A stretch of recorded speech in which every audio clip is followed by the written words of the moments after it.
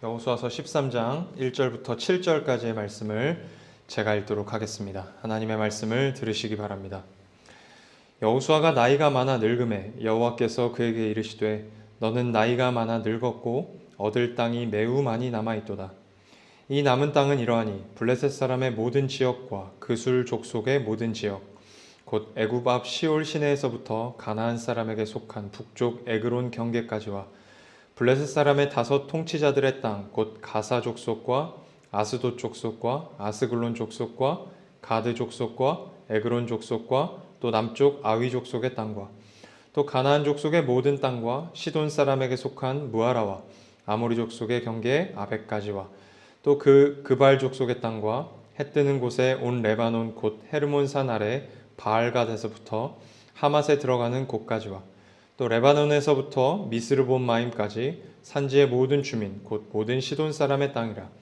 내가 그들을 이스라엘 자손 앞에서 쫓아내리니 너는 내가 명령한 대로 그 땅을 이스라엘에게 분배하여 기업이 되게 하되 너는 이 땅을 9지파와 므낫세 반지파에게 나누어 기업이 되게 하라 하셨더라. 아멘. 이는 하나님의 말씀입니다. 오늘 주보를 보시면 교회 일정, 남아있는 저희 교회 일정들이 나와 있습니다. 참고하여 주시기 바랍니다. 저희는 지난 주일 하나님께서 모세에게 명령하신 것에 온전히 순종하여 가나안 정복을 마친 여호수아가 이스라엘 백성들에게 땅을 나누어 주는 장면을 보았습니다. 참된 여호수아이신 예수님께서도 하나님이 모세에게 명령하신 율법에 온전히 순종하심으로 얻으신 의와 공로를 죄인들에게 나누어 주셨습니다. 율법은 모든 일을 항상 행할 것을 요구합니다. 그런데 죄로 타락한 인간은 그 모든 일을 항상 행할 능력도 없고 의지도 없습니다. 그래서 모든 인간은 하나님의 심판과 저주 아래 있습니다. 행할 능력도 없고 의지도 없는 죄인들을 구원하시기 위해 예수님이 인간의 몸을 입고 이 땅에 오셔서 율법의 요구를 대신 다 이루셨습니다. 예수님께서는 율법이 요구하는 모든 명령을 항상 행하심으로 의와 공로를 얻으셨습니다. 그렇게 얻으신 의와 공로를 죄인들에게, 우리들에게 나누어 주셨어요. 전가해 주셨습니다. 의와 공로를 전가해 주셨을 뿐만 아니라 우리들의 죄를 가지고 가셔서 우리가 받아야 할 하나님의 심판과 저주를 대신 받으셨습니다. 율법에 온전히 순종하심으로 얻으신 의와 공로를 예수님께로부터 전가받고 율법에 순종하지 않음으로 얻은 심판과 저주를 예수님께 빼앗긴 신자는 하나님의 자녀가 되는 권세를 얻었습니다. 신자는 오직 예수님을 믿는 믿음 안에서 하나님께 나아갈 수 있습니다. 하나님은 예수 그리스도 안에서 우리 신자들 가까이에 계십니다.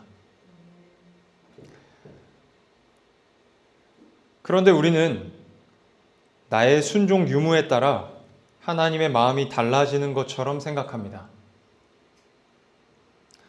나의 공로가 하나님 앞에서는 조건이 되는 것처럼 생각합니다. 오직 예수 그리스도를 믿는 믿음으로 말미암아 하나님 앞에 나아갈 수 있음을 믿는다고 고백하지만 사실은 고백한 대로 살지 못하는 것이 저희들의 신앙 현실입니다. 그래서 신자는 복음으로 삶을 통제해야 합니다. 복음의 내용으로 우리의 고집을 꺾어야 합니다. 복음의 내용을 믿음으로 우리의 율법적인 본성을 거슬러 살아야 합니다. 하나님에게서 멀리 떨어져 있는 것 같은 생각이 드는 이유가 뭐라고 했습니까? 그건 네 생각이다 라고 했습니다. 그건 내 생각이다. 내 마음이다. 혹 오늘도 하나님과 멀리 떨어져 있는 것 같은 기분으로 이 자리에 앉아 계시다면 그 말도 안 되는 기분을 예수 그리스도의 이름으로 물리치십시오. 예수님을 믿는 믿음 안에서 담대하게 예배드리시기를 바랍니다. 주께서 허락하신 이 귀한 은혜와 특권을 내 죄된 본성과 사단의 유혹에 빼앗기지 않도록 복음을 통해 그리스도를 더 믿고 붙드는 일에 힘쓸 수 있기를 축복합니다. 이제 저희는 여호수아서의 후반부를 다루게 됩니다. 전반부 1장부터 12장까지는 가나안 정복 전쟁에 관한 이야기였죠. 후반부 이제 13장부터는 큰 전쟁이 끝이 나고 각 지파별로 땅을 분배받는 내용이 주를 이룹니다. 오늘 보면 1절을 한번 다시 읽어보겠습니다. 여호수아가 나이가 많아 늙음에 여호와께서 그에게 이르시되 너는 나이가 많아 늙었고 얻을 땅이 매우 많이 남아 있도다. 아멘. 자, 여호수아의 나이가 많다고 성경이 기록하고 있어요. 90세쯤 됐을 것으로 추정합니다. 완전히 할아버지가 된 거죠. 오랜 시간 동안 전쟁을 해서 그런 것이 아니라 이미 나이가 많이 든 상태로 여호수아가 전쟁을 시작했어요. 어쩌면 여러분이 이 설교를 듣는 내내 청년 혹은 중년의 여호수아를 생각하면서 설교를 들었을 것입니다.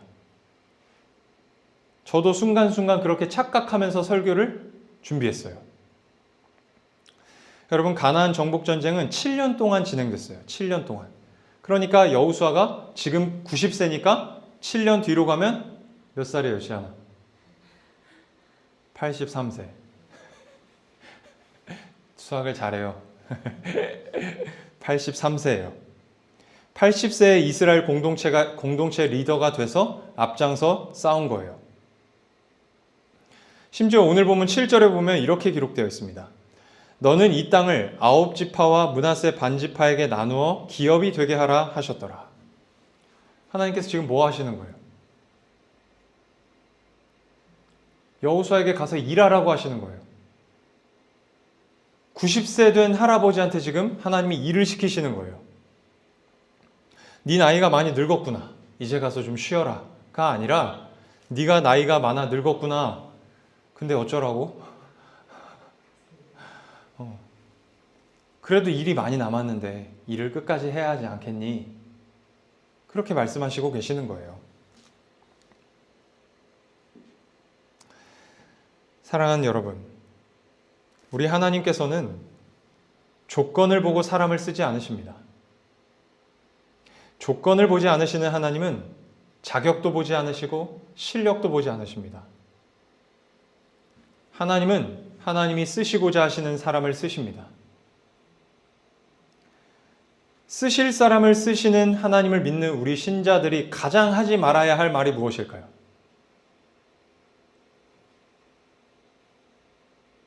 쓰실 사람을 쓰시는 하나님을 믿는 우리 신자들이 가장 하지 말아야 할 말. 나 같은 게 무슨, 내가 나이가 이런데.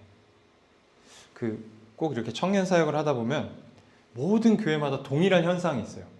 35세쯤 되면 다 다른 교회로 가려고 해요. 이 교회에선 나에게 역할이 없다. 이러면서 다 공동체를 떠나려고 해요.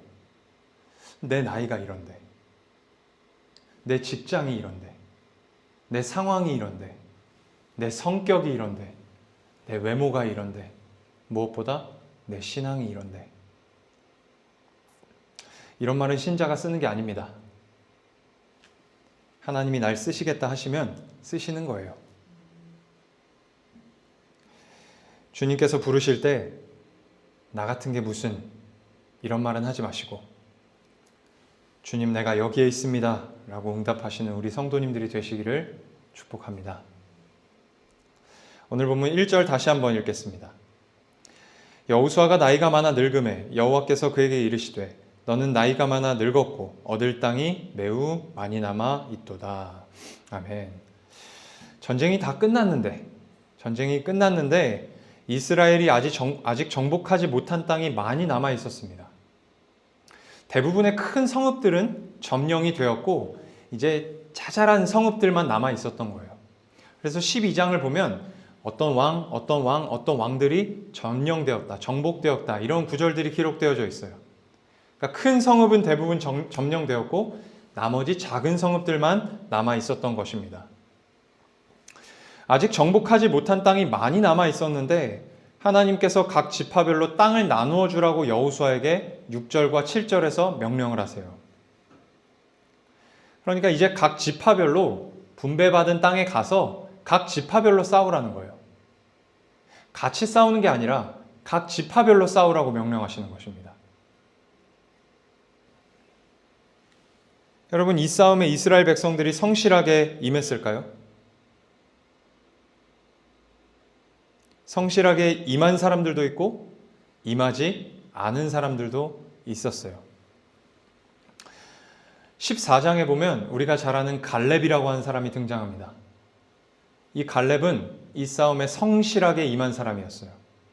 14장 12절 말씀에 보면 갈렙이 여호수아에게 이렇게 말합니다. 우리가 잘 아는 찬양 가운데 있는 가사예요. 그날에 여호와께서 말씀하신 이 산지를 지금 내게 주소서.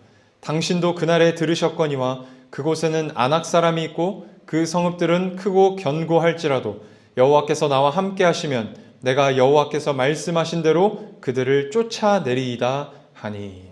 아멘. 이 갈렙이 달라고 하는 헤브론 땅에는 아낙 자손이 살고 있었어요. 이 아낙 자손은 거인족이에요. 그리고 이 헤브론 땅은 크고 견고한 성읍이었습니다.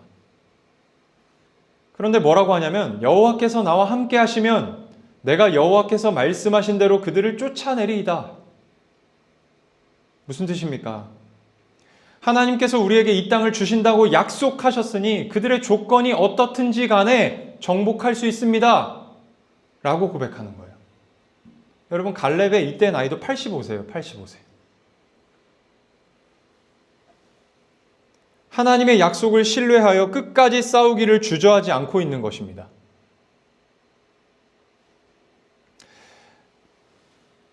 반면에 여호수아서 18장 3절에 보면 이런 내용이 기록되어 있어요. 여호수아가 이스라엘 자손에게 이르되 너희가 너희 조상의 하나님 여호와께서 너희에게 주신 땅을 점령하러 가기를 어느 때까지 지체하겠느냐. 가나안 정복 전쟁을 하는 동안 이스라엘은 실로라는 곳에 성막을 세우고 그곳에 전초기지를 삼았어요.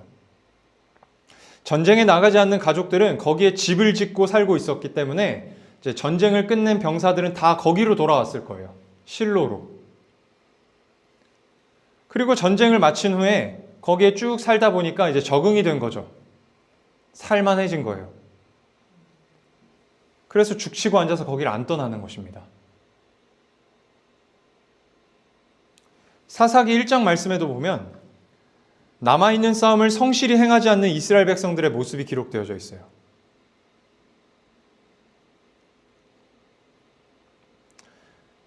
사랑하는 여러분, 저희는 지난 주일에 이스라엘 백성들이 여호수아로부터 땅을 분배받은 것을 예수 그리스도로부터 의와 공로를 전가받고 하나님의 자녀가 되는 권세를 얻은 것으로 해석하여 나누었어요. 그렇다면 땅을 분배받은 이스라엘 백성들에게 남은 싸움이 존재한다는 것, 여전히 싸움이 남아있다는 것은 오늘날 우리 신자들에게 무엇을 의미할까요?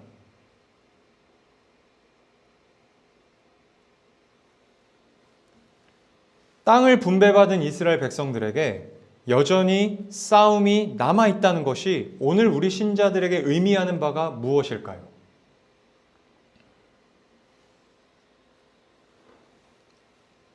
구원받은 것이 끝이 아니라 신자 되었지만 구원받은 이후에 여전히 우리에게 남아있는 싸움이 있고 그 싸움을 갈렙과 같이 성실하게 임해야 한다는 것입니다. 그렇다면 신자된 우리에게 남아있는 싸움은 무엇일까요? 두 가지를 말씀드리려고 합니다. 하나님께서 이스라엘 백성들을 애굽에서 구원하여서 가나안 땅으로 데리고 오신 목적이 있어요. 신명기 6장 10절에서 13절에 모세가 이스라엘 백성들에게 이렇게 말합니다. 내 하나님 여호와께서 내 조상 아브라함과 이삭과 야곱을 향하여 내게 주리라 맹세하신 땅으로 너를 들어가게 하시고 내가 건축하지 아니한 크고 아름다운 성읍을 얻게 하시며 내가 채우지 아니한 아름다운 물건이 가득한 집을 얻게 하시며 내가 파지 아니한 우물을 차지하게 하시며 내가 심지 아니한 포도원과 감람나무를 차지하게 하사 내게 배불리 먹게 하실 때 너는 조심하여 너를 애굽 땅 종되었던 집에서 인도하여 내신 여호와를 잊지 말고 내 하나님 여호와를 경외하며 그를 섬기며 그의 이름으로 맹세할 것이니라. 아멘. 하나님께서 이스라엘 백성들을 가나안 땅으로 데리고 오신 목적이 뭐래요? 13절에 보니까 하나님을 경외하고 하나님을 섬기게 하시려고 데리고 오신 거래요. 다시 말해서 가나안을 정복하고 땅을 분배받은 백성들, 이제 땅을 분배받은 백성들은 이제 그 분배받은 땅에서 자기들이 하나님 나라의 백성이라는 것을, 그 정체성을 가지고 사는 싸움을 해야 했어요. 그곳에서 하나님을 경외하며 섬기며 하나님을 즐거워하며 예배하며 사는 싸움을 해야 했어요. 그 싸움을 위해서 남아있는 성읍들을 정복해야 했던 거예요. 그런데 이스라엘 백성들은 남은 성읍들을 대부분 그냥 남겨두었죠. 몇 주 전에도 나누었던 것처럼 이 정도쯤이야 하고 남겨둔 그 성읍들 때문에 이스라엘이 계속해서 공격을 받고, 더 중요한 것은 영적으로 타락해요. 하나님의 백성이라는 정체성을 잊고 가나안의 풍습과 그들의 우상을 섬겨요.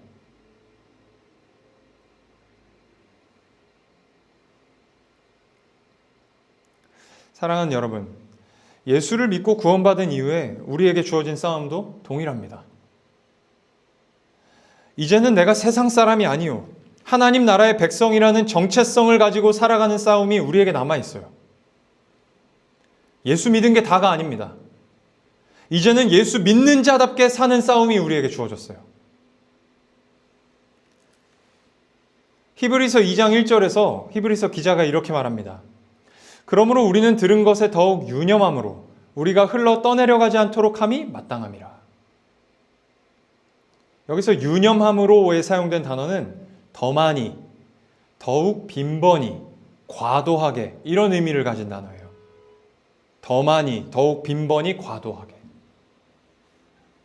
그러니까 더 많이, 더욱 빈번히, 과도하게 예수 그리스도를 생각하지 않으면, 더 많이, 더욱 빈번히, 과도하게 우리가 예수 믿는 자라는 것을 생각하지 않으면 흘러 떠내려갈 수밖에 없는 연약한 존재가 우리라고 이야기를 하는 거예요.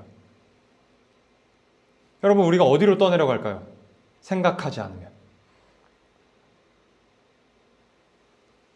우리가 원래 있던 자리로 떠내려갑니다. 세상의 가치관과 문화가 있는 자리, 죄가 있는 자리로 떠내려가요. 우리가 그렇게 연약한 자입니다. 떠내려가지 않도록 더 많이, 더욱 빈번히, 과도하게 예수 그리스도를 늘 생각해야 합니다. 내가 세상 사람이 아니라 하나님 나라의 백성이라는 것, 예수 믿는 자라는 것을 기억하며 싸워야 합니다. 에베소서 4장 21절에서 24절에 바울이 에베소 교회 성도들에게 이렇게 권면을 합니다. 진리가 예수 안에 있는 것 같이 너희가 참으로 그에게서 듣고 또한 그 안에서 가르침을 받았을진데 너희는 유혹의 욕심을 따라 썩어져가는 구습을 따르는 옛사람을 벗어버리고 오직 너희의 심령이 새롭게 되어 하나님을 따라 의와 진리의 거룩함으로 지으심을 받은 새 사람을 입으라. 아멘. 자, 바울이 지금 무슨 이야기 하는 걸까요?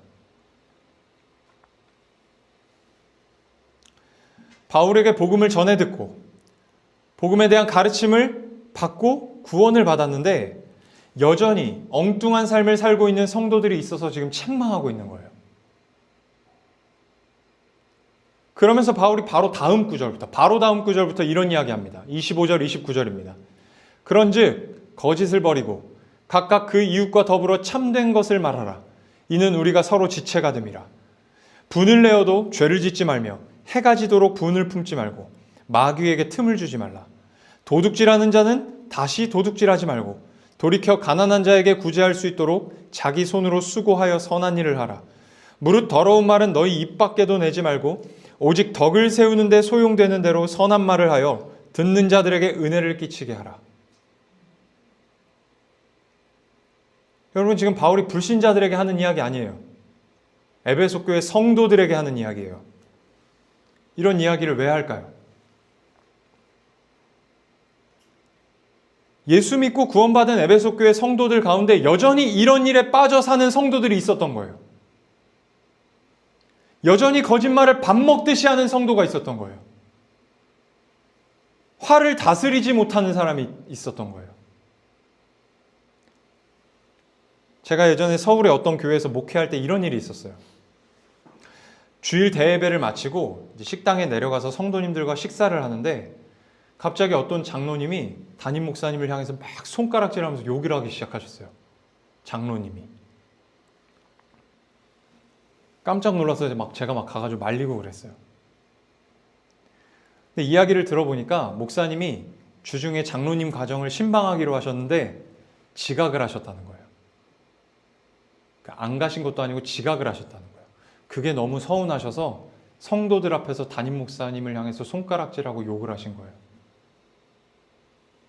그러니까 화를 주체하지 못하셨던 거죠.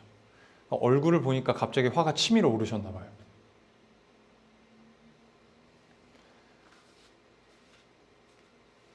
여러분 지금 와 이러지 않으시고 고개를 끄덕끄덕 하시는 거 보니까 뭐 그 정도 가지고 뭐 그러시는 것 같아요. 맞아요. 이게 놀랄 일이 아닌 게 어느 교회에서나 다 이런 일이 벌어져요.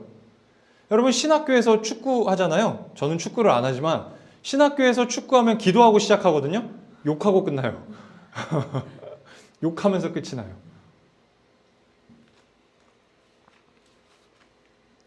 예수 믿고 구원받았어도 여전히 통제를 잘 못하는 것이 신자들의 현실입니다. 그 다음에 바울이 뭐라고 이야기하냐면 도둑질하는 자는 다시 도둑질하지 말라 그래요. 무슨 말이에요? 성도들 가운데 도둑질하는 자가 있었다는 거예요. 여러분 이 에베소라고 하는 지역에는요 아데미 신전이 있었어요. 아르테미스 신전입니다. 이 신전 벽 주위로 일정 지역에서는요 범죄자가 있어도 잡아가지 못했어요. 그래서 이 범죄자들이 이 아데미 신전 주변으로 촌락을 형성하고 살고 있었어요. 그런데 기적적으로 바울이 전한 복음을 듣고 이 촌락 안에서 도둑이 구원받는 역사가 일어난 거죠.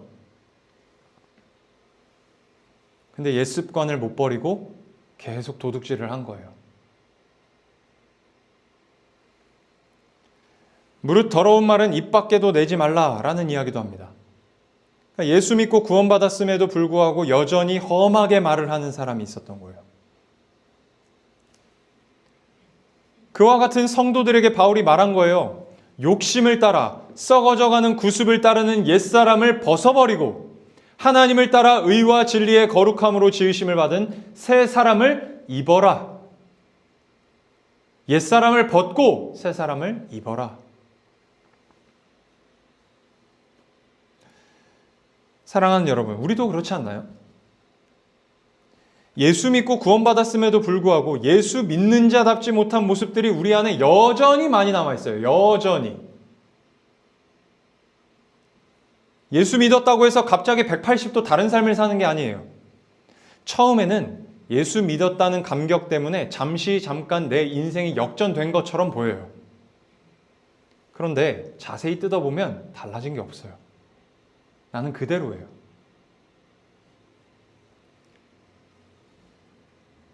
달라진 것이 없다고 좌절할 것이 아니라 거기서부터 시작하는 것입니다.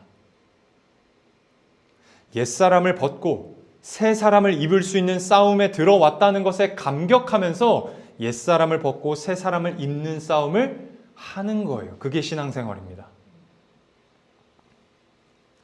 에베소서 5장 8절에 바울이 이렇게 말합니다. 너희가 전에는 어둠이더니 이제는 주 안에서 빛이라. 빛의 자녀들처럼 행하라. 아멘. 여러분 이 이야기 누구에게 하는 거예요?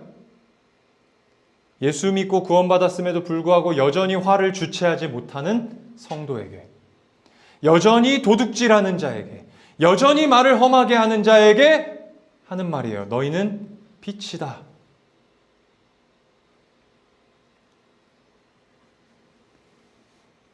너희가 지금 하고 있는 그 죄된 행동을, 그 옛사람을 벗고 새 사람을 입으면 빛이 될 것이다 라고 하지 않고 너희는 빛이래요. 여전히 화를 주체하지 못하고 여전히 도둑질하고 여전히 말을 험하게 해도 예수 믿고 구원받았으면 빛이라는 거예요. 하나님의 자녀이고 백성이라는 것입니다. 그러니까 계속 그렇게 살아도 된다는 말을 하는 게 아니에요. 네가 계속 도둑질해도 너는 빛이야. 그러니까 괜찮아. 그 말을 하는 것이 아닙니다. 네가 예수 믿는 자라면, 네가 지금 하려고 하는 행동이 과연 예수 믿는 자다운 행동인지, 예수 믿는 자에 걸맞은 행동인지를 생각해봐라. 그리고 어떻게 행할지를 결정해봐라. 그 싸움으로 들어와라. 라고 지금 요구하고 있는 거예요. 옛사람을 벗고 새사람을 입는 싸움을 하라고 요구하는 것입니다.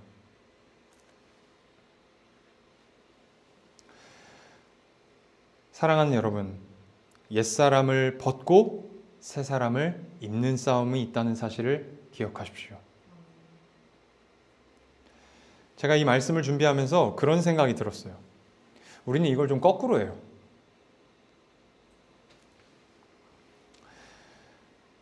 방금 말씀드린 것처럼 내가 예수 믿는 자인데 내가 예수 믿는 자로서 어떻게 살아야 할까를 생각하고 판단하고 결정해야 하는데 우린 결정부터 해요. 뭘 결정할까요? 죄 짓는 걸 결정하죠. 죄를 짓고 나서 내가 신자인데 하고 생각해요. 그러면 안 된다는 거예요. 내가 예수 믿는 자라는 걸 먼저 생각하고 죄를 질 때 지더라도 결정하는 거예요.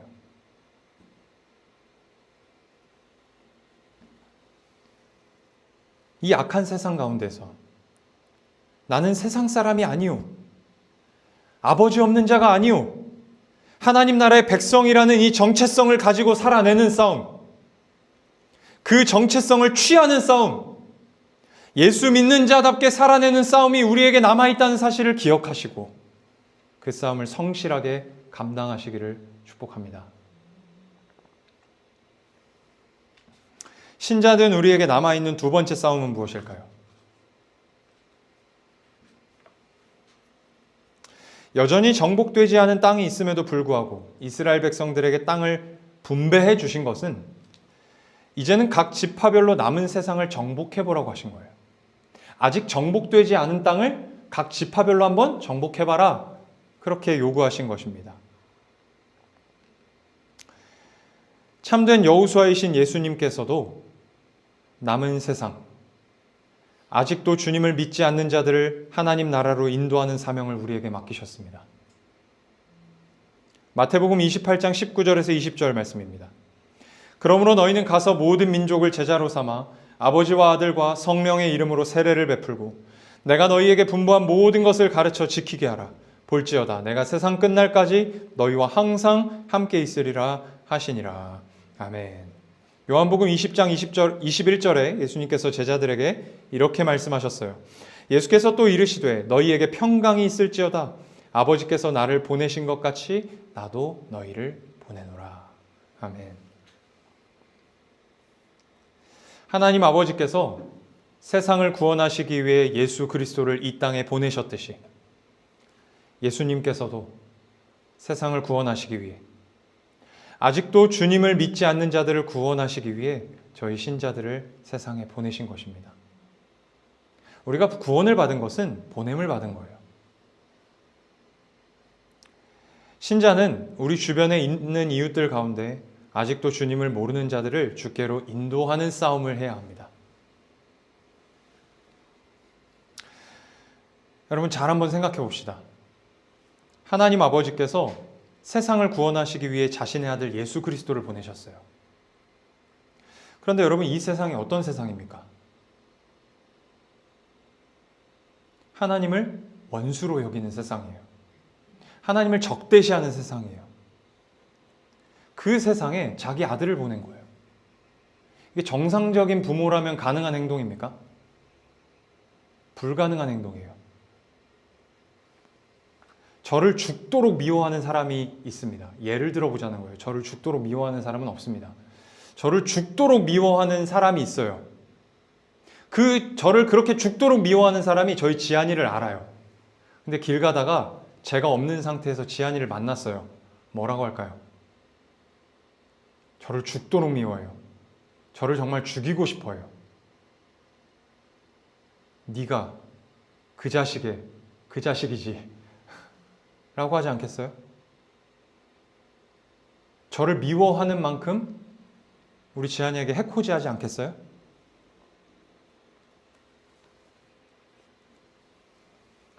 그런 세상에 하나님의 아들 예수 그리스도를 보내신 것입니다. 왜 그러셨을까요?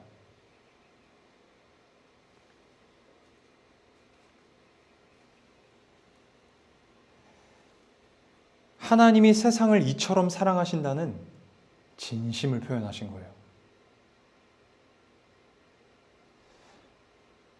아니, 그 진심 본인이 하셨으면 안 됐을까? 여러분, 내가 가는 건 쉬워요. 내가 가는 건 쉽습니다. 자식 보내는 게 더 어려워요. 어려울수록 더 큰 진심이 담기는 것입니다.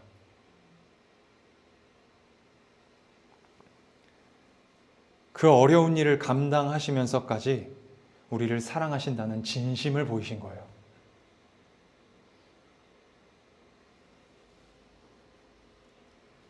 사랑하는 여러분, 신자된 우리는 예수님께서 세상에 보내시는 진심입니다.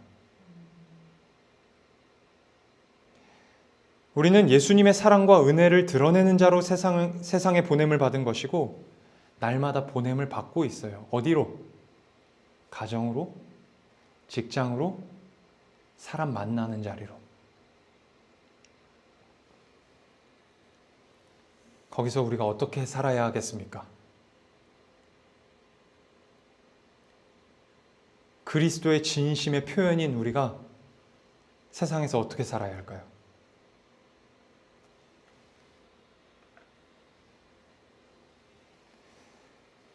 사람들을 향해서 나쁜 말 하지 마세요.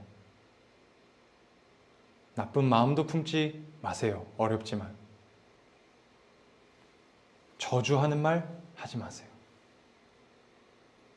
불평하는 말 하지 마세요. 멋있게 사세요. 멋지게 구십시오. 다 자매님들이시니까 이쁘고 아름답게 사십시오. 남들에게 인격적, 성품적 차원에서 하는 이야기입니다. 운전을 하고 가는데 어떤 차가 내 앞을 확 끼어들어요. 저 색이 빨간색이네. 저 색이 파란색이네. 그러지 마세요. 그냥 웃으세요. 그러려니 하세요. 넉넉해지세요. 아량과 배려를 가지세요.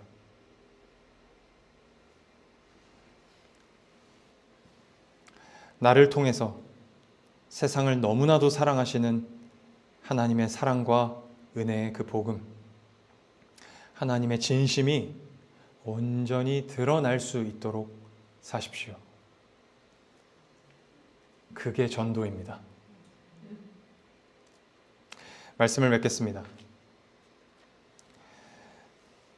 사랑하는 여러분, 우리에게 남은 두 가지 싸움을 이번 한 주도 성실하게 감당하십시오. 옛사람을 벗고 새사람을 입는 싸움을 하십시오. 예수 믿는 자로서 어떻게 사는 것이 과연 예수 믿는 자다운 삶인가를 늘 고민하고 생각하고 판단하고 결정하십시오. 또한 신자된 우리는 아직도 주님을 믿지 않는 자들에게, 아직도 정복되지 않은 자들에게 주님의 사랑과 은혜를 드러내는 자들입니다. 우리는 예수님이 세상 가운데 보내신 진심의 표현들이에요. 나를 통해서 세상을 사랑하시는 그 하나님의 사랑과 은혜의 복음, 하나님의 진심이 온전히 드러나도록 사는 싸움을 잘 감당하십시오. 그렇게 이번 한 주도 치열하게 한번 살아보는 저희 모두가 될 수 있기를 주님의 이름으로 축복합니다. 기도하겠습니다.